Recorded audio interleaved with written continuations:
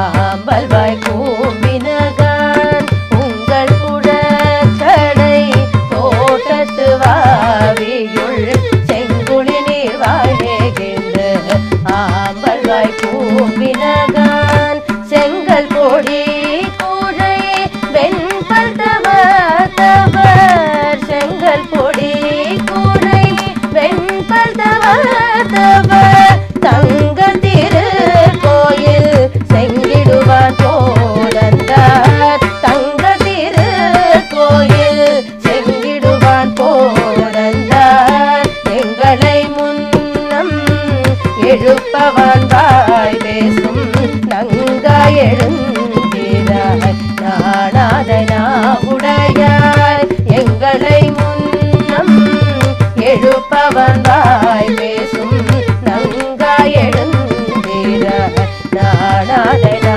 உடையாய் செங்கோடு சேக்கரம் ஏந்தும் தடகையான் செங்கோடு சேக்கரம் ஏந்தும் தடகையான் அங்கைய கண்ணானை பாடேலொரெம்பாவாய்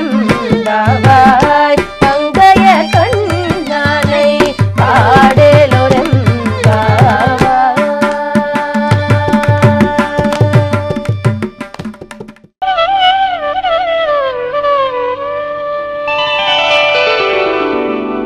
నీళాతుంగస్తనగిరితటీ సుప్తముద్బోధ్య కృష్ణం పారార్ధ్యం స్వం శృతిశతశిరసిద్ధమధ్యాపయంతి స్వోచ్ఛిష్టాయాం సృజనిగళితం యా బలాత్కృత్య భుంక్తే గోదా తస్యై నమ ఇదమిదం భూయ ఏవస్తు భూయః.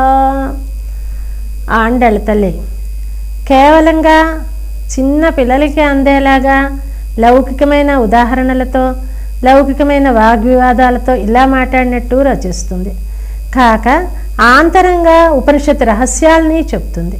అందువల్ల ఈ పాశురంలో ఏం చెప్తోందంటే మనకి ప్రమాణాలని 3 ఉంటాయి.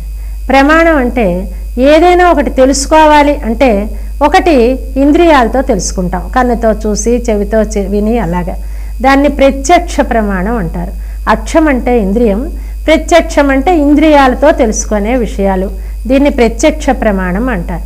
అయితే ఈ ప్రత్యక్ష ప్రమాణం ఎప్పుడూ రైట్ అవుతుందా చెప్పలేం.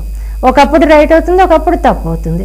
మనం రైల్లో వెళుతూ ఉంటే పక్కన చెట్లన్నీ గబగబగబా పరిగెడుతున్నట్టు ఉంటాయి. నిజంగా అవి పరిగెట్టలేదు కదా, మనం వేగంగా వెళుతున్నాం. అలాగా ఒకప్పుడు ఈ ప్రత్యక్ష ప్రమాణం కూడా తప్పయ్యే అవకాశం ఉంది. రెండవది అనుమాన ప్రమాణం. అనుమాన ప్రమాణం అంటే ఒక కార్యాన్ని బట్టి కారణాన్ని ఊహిస్తారు. అంటే ఏదో మన వాళ్ళు చెప్తూ ఉంటారు, మంచు పొగ వస్తుంది, ఆ మంచు పొగ పొగలాగే ఉంటుంది కానీ అక్కడ నిప్పు ఉండదు. అలాంటి పొరపాటు అవుతే అవ్వచ్చు.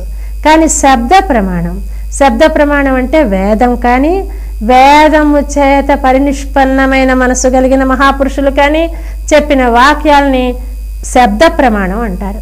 ఈ శబ్ద ప్రమాణం మాత్రం ఎప్పుడూ తప్పవదు. ఇందులో అనుమాన ప్రమాణం అంటే ఒకదాన్ని చూసి ఒకదాన్ని ఊహించటం, దానిని ఈ పాసురంలో చెప్తున్నారు. కొన్ని మనకి ఇదివరకు కాట్లో కూడా ఆ ధ్వని విని, గొల్లెతలు చిలుకుతున్న ధ్వని విని, అదిగో అక్కడ వాళ్ళు చప్పుడు పైకి వినపడితే అక్కడ చిలుకుతున్నారు అని చెప్పారు. దీన్నే అనుమాన ప్రమాణం అంటారు. స్పష్టంగా చూసినవి పక్షులు అరవటం అవి కనిపిస్తున్నాయి. ఇలాంటివి కొన్ని అనుమాన ప్రమాణాలు, కొన్ని మహాపురుషులు చెప్పిన మాటలు కూడా కొన్ని చెప్తూ ఉంటారు. 3 ప్రమాణాలని ఇందులో చూపిస్తూ ఉంటారు. ఇందులో అనుమాన ప్రమాణాన్ని చూపిస్తూ ముందుకెళ్తున్నారు. ఈ పాశురం తెలుసుకుందాం.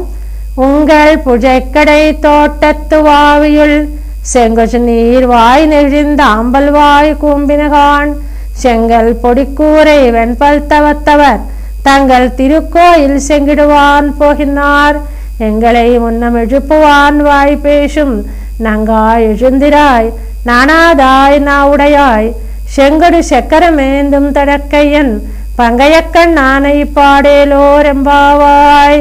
అమ్మా, మీ పెరటి తోటలో లోతుగా ఉన్న నేల బావిలో తామరలు వికసిస్తున్నాయమ్మా, కలువలు ముకులిస్తున్నాయి లే అన్నారు. ఇది ప్రాభాతిక లక్షణం. పొద్దుటవగానే కలువ పువ్వులు ముడుచుకుపోతాయి, తామరలు వికసిస్తాయి. అయితే ఇక్కడ ఏం వీళ్ళకి వాళ్ళ పెరటి బావిలో ఏమవుతుందో వీళ్ళకి తెలియదు కదా. వీళ్ళు ఊళ్ళో బయట ఈ నీటి పట్లలో కలువలు ముడుచుకుపోవడం, తామరలు వికసించడం చూస్తున్నారు. చూసి దాని వలన ఊహించి మీ పెరటి బావిలో ఇలా అవుతున్నాయి అని చెప్తున్నారు కనుక ఇది అనుమాన ప్రమాణం అని అంటారు. అయితే ఇక్కడ ఈ అమ్మ పెరట్లో ఒక పెద్ద తోట, ఆ తోటలో ఒక పెద్ద నుయ్యి, ఆ నుయ్యి దిగుడు బావి, ఆ దిగుడు బావి లోపల చక్కగా తామరలు వికసిస్తున్నాయి, కలువలు ముడుచుకుంటున్నాయి. ఇది సన్నివేశం. అంటే కలువలు ముడుచుకోవడం అంటే ఏమిటి? కలువలు అనేది రాత్రి కదా వికసిస్తాయి. కలువలు అజ్ఞానానికి చిహ్నం. మనలో ఇప్పుడు అజ్ఞానపు పొరలు విడిపడుతున్నాయి. తామర ఏమిటి? బురదలో పుడుతుంది, సూర్యుడి వైపు అభిముఖం అవుతుంది, సూర్యుడి యొక్క కిరణములతో వికసిస్తుంది. అలాగే మనం కూడా ఈ భూమండలం అనేటటువంటి ఒక బురదలో పుట్టి భగవద్ అభిముఖమైనందువల్ల మనలో ఉన్నటువంటి అజ్ఞానం పోయి వికసిస్తే అది తామరలు వికసించడం. అలాంటి మనస్థితి మాకు కలిగి ఉంది తల్లి. అందువల్ల నువ్వు మాతో చేరు, మేము కూడా నీలాంటి స్థితిలోనే ఉన్నామని గ్రహించి మాతో రా అమ్మా అని పిలవటం కోసమని శంకుషనీర్ వాయునైజింద్ ఆంబల్వాయ్ కుంభినక అని అన్నారు. ఇక్కడ మామూలుగా మనకి ఏదైనా ఇక్కడ ఏమన్నారంటే వికసించేయి ముడుచుకున్నాయని నేను చెప్తున్నాను, కానీ అక్కడ పదానికి అర్థం ఏమిటంటే నోరు తెరిచేయి, నోరు మూసేయి అని. వాయునైజింద్ అంటే వాయు అంటే నోరు, నోరు విప్పాయి, నోరు మూసేయి అన్నారు. ఈ నోరు ఇప్పడం నోరు మూయడం ఎందుకంటున్నారు అంటే ఇప్పుడు మనలో ఉన్నటువంటి అజ్ఞానం కానీ ఒక తెలివితేటలు కానీ బయటకు ప్రసరించినప్పుడు అబ్బా అలా నోరు పెట్టుకు పడిపోక అంటాం కదా. అలాగా ఇక్కడ అలా మన మామూలు ఈనాటి బలహీనతలు ఉన్న వాళ్ళకి కోపంగా చూడకు, చికాగ్గా మొహం ముడుచుకోకు, అందరితో కలిసిమెలిసి ఉండు అని సూచించటం కూడా అందులో కనిపిస్తుంది. ఇంకా అమ్మా ఇదిగో ఇలా ఉంది పరిస్థితి. ఇంకా చూడు, కోవిళ్ళల్లో శంఖనాదాలు చేయడానికి వెళుతున్నారు యతీశ్వరులు. వాళ్ళ కోవిలలు, వాళ్ళ అధీనంలో ఉన్న కోవిలలో శంఖనాదం చేయడానికి యతీశ్వరులు వెళుతున్నారమ్మా. చూడు వాళ్ళు ఎందుకు వెళుతున్నారు? తెల్లవారితేనే కదా కోవిలకు వెళుతారు. అంచేత సెంగిడవాన్ పోహిన్నారు. మరి నువ్వో ఇన్నాళ్ళు ఏం చెప్పావు? అమ్మా మిమ్మల్ని నేనే వచ్చి లేపుతాను ముందర, మీరందరూ హాయిగా పడుకోండి, ఊరికే గాబరా పడిపోకండి తెల్లవారిపోయిందేమో అని నేను చక్కగా వచ్చి మిమ్మల్ని అందరినీ లేపుతానని చెప్పింది ఇది వరకు. ఎంగళై మున్నం ఎజుపువాన్ వాయుపేషము నంగాయ్. నంగాయ్ అంటే పరిపూర్ణురాలా అని అర్థం. అంటే నిండుదనము కలిగినది తల్లి. నిండుదనం ఎప్పుడు కలుగుతుంది? మన లోకంలో ఏది చేసినా అందులో కొరత ఉంటూనే ఉంటుంది. పరిపూర్ణమైన సుఖం కానీ పరిపూర్ణమైన ఆనందం కానీ మన లోకంలో లేవు. మనకి తెలియదు అసలు ఆనందం ఎలా ఉంటుందో. ఇప్పుడు చూడండి, పల్లెటూళ్ళల్లో వాళ్ళు ఇంట్లో పాడి ఉండి ఆ పాలతో కాఫీ కలుపుకు తాగిన వాళ్ళు పట్నం వచ్చాక మనం ఈ పాల ప్యాకెట్లు కొని కాఫీ ఇస్తే ఆ కాఫీ వాళ్ళకి సహించదు, ఏం బాగోలేదంటారు. ఎందుకు బాగోలేదు? మనకి బాగానే ఉందే, వాళ్ళకి ఎందుకు బాగోలేదు? బాగుండదు. అసలు రుచి తెలిసిన వాళ్ళకి ఈ రుచి నచ్చదు, మనకి అసలు రుచి తెలియదు కనుక ఇదే బాగుంది. అలాగా అసలు ఆనందం తెలిసిన వాళ్ళకి మన ఆనందాలన్నీ పరిపూర్తిగా ఉండవు. ఇప్పుడు ఫ్యాన్ తిరిగింది, హాయిగా ఉంది అంటే నీకు సుఖాన్ని పొందావా? కాదు కాదు, దుఃఖ నివృత్తి అయింది. ఇంతసేపు ఉక్క పెడుతోంది, ఆ ఉక్క పెడుతున్న దుఃఖం ఈ ఫ్యాన్ తిరగగానే తగ్గింది. తగ్గితే అబ్బా హాయిగా ఉందన్నావు. ఈ హాయి ఏమిటది?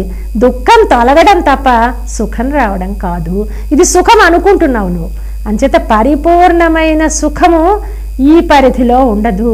అయితే ఇక్కడే ఉంటూ ఈ వాతావరణంలోనే పెరుగుతూ పరిపూర్ణమైన సుఖాన్ని పొందుతోంది తల్లి ఇవిడ నంగాయ్.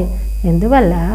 స్వామితోటి తదేకమైన సంబంధం ఏర్పరచుకున్న తల్లి కనుక, ఎప్పుడూ మనసులో భగవంతుడే ఉన్నాడు కనుక, భగవంతుడు ఎప్పుడూ ఉన్న వాళ్ళకి దుఃఖం ఉండడానికి అవకాశం లేదు. అంచేత ఇప్పుడు ఒక గదిలో లైట్ వేసాం, లైట్ వేస్తే చీకటి పోయింది. అయితే చీకటి లైటు కూడా పక్క పక్కన ఉండగలవండి? ఉండవు కదా. చీకటి ఉండదు, మరి లైట్ ఉంటే చీకటి ఉండలేదు. అలాగే భగవానుడు ఎక్కడున్నాడో అక్కడ ఆనందం తప్ప మరొకటి ఉండడానికి అవకాశం లేదు. అటువంటి స్థితి కనుక నంగాయ్ అంటున్నారు. ఎజుందిరా లేమ్మా, నువ్వు ఇలాంటి పరిపూర్ణ స్థితి ఉన్న వాళ్ళు పడుకుంటే ఎలాగ తల్లి? మీరు పడుకుందికి రాదు. ఎందుకని? నంగాయ్ ఎడిందిరాయ్ నానాదాయ్ నావుడయాయ్ అన్నారు. నానాదాయ్ అంటే సిగ్గులేనిదానా, నావుడయాయ్ అంటే నాలిక బలిమి గలదానా అన్నారు. ఇవి రెండు నిందల్లా ఉంటాయి. అంటే నిందాస్తుతులు అంటూ ఉంటారు. బయటికి నిందలా ఉంటూ లోపల స్తుతి ఉంటే దాన్ని నిందాస్తుతి అంటారు. అలాగే ఇక్కడ అర్థం ఏంటంటే సిగ్గులేనిదానా ఇది ఉండాలండి. ఆధ్యాత్మిక రంగంలో కాలు పెట్టాక మనకి అమ్మో ఈ సమాజం ఏమనుకుంటుందో, అస్తమానం దేవుడు దయ్యం అంటూ తిరుగుతుంటే వీళ్ళకి ఎప్పుడూ కూడా ఏదో ఈ కోవెళ్ళు వ్రతాలు జపాలు అంటూ ఉంటే పక్క వాళ్ళు ఏం నవ్వుతారో, సమాజం ఏమి చిన్నతో చూపు చూస్తుందో, నలుగురిలో మనం ఒకళ్ళలా ఉండలేకపోతామేమో అనే భయంతో ఈ సమాజ భీతి మనని మంచి పని చెయ్యనివ్వకుండా చేస్తుంది.